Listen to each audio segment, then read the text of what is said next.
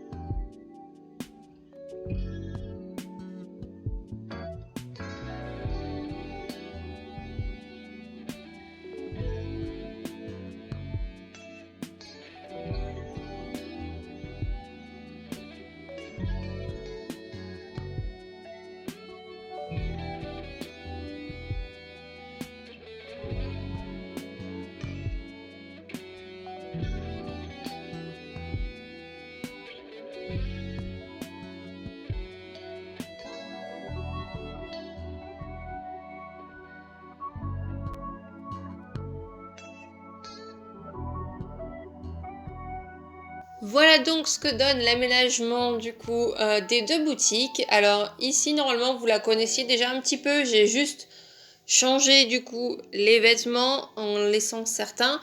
Donc ici normalement vous connaissiez déjà l'aménagement avec le métier à tisser, la petite table avec la machine à coudre.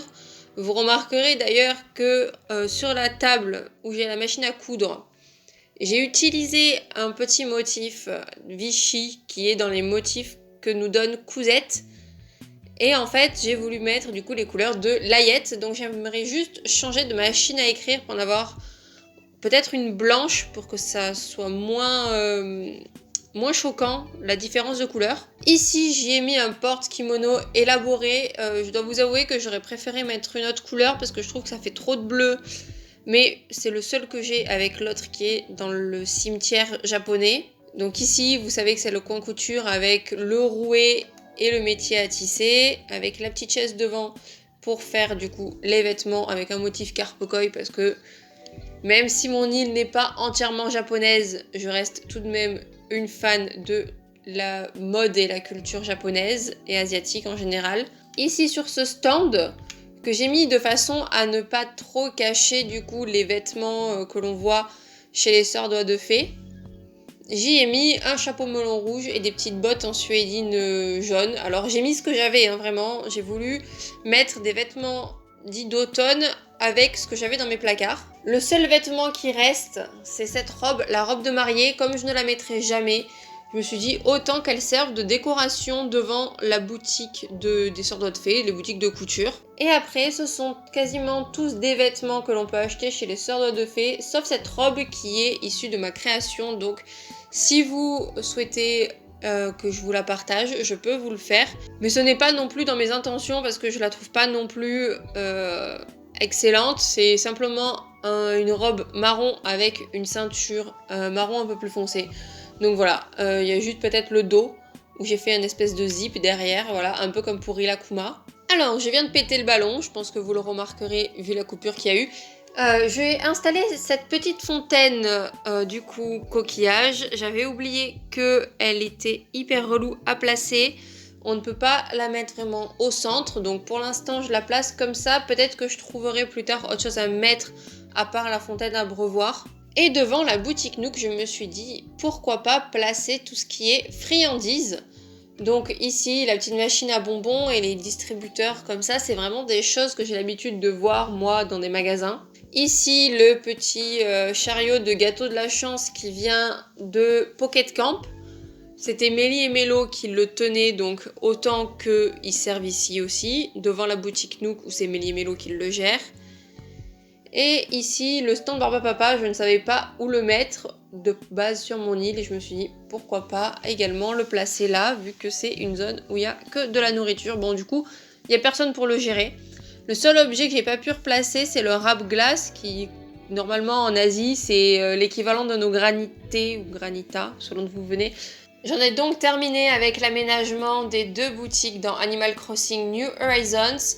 Si cette idée vous plaît, n'hésitez pas à émettre un petit pouce bleu, à vous abonner si ce n'est pas encore fait, à activer la cloche pour avoir la notification à chaque fois qu'une vidéo sort.